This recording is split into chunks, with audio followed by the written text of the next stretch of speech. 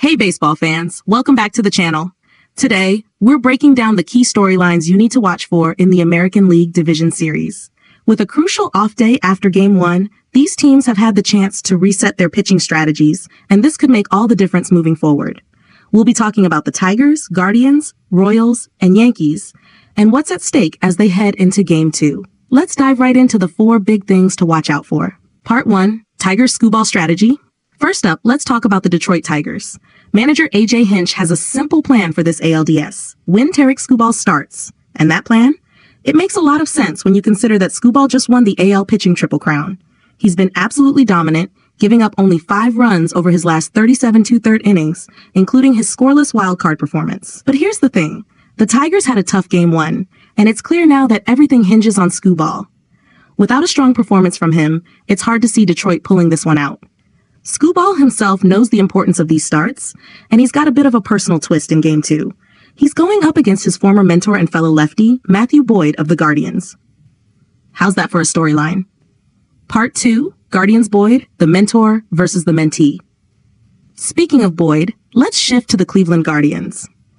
Boyd, who spent 8 seasons with the Tigers, is now in Cleveland, and he's making his first career postseason start against his former team, no less, and against Skewball, the very pitcher he mentored. It's almost like an Obi-Wan versus Luke moment, with Boyd trying to prove he's still got what it takes. Boyd's journey back from Tommy John surgery has been remarkable, and now he's here at the biggest moment of his career, facing the Tigers in a high-stakes Game 2. Will the student surpass the master? Or will Boyd show Skewball that he's still got a few tricks up his sleeve? Part 3, Royals Offensive Struggles. Now let's talk about the Kansas City Royals, who have had a hard time scoring runs lately. Even though they somehow managed to sweep the Orioles in the wildcard series while scoring only 3 runs total, it's clear that their offense has been shaky. In Game 1 of the ALDS against the Yankees, the Royals actually put up 5 runs, which is more than they've been able to do in weeks. The problem?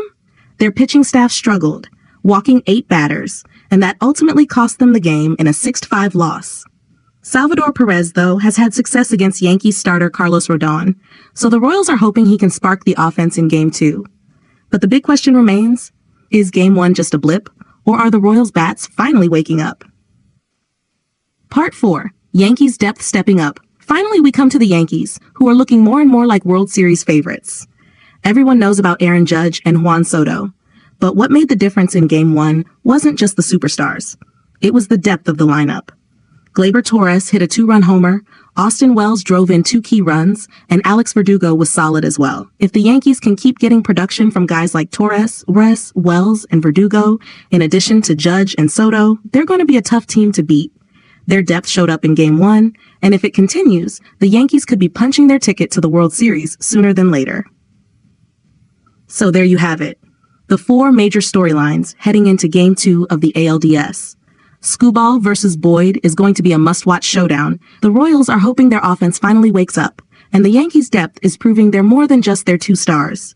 Let me know in the comments which team you're rooting for and who you think will come out on top.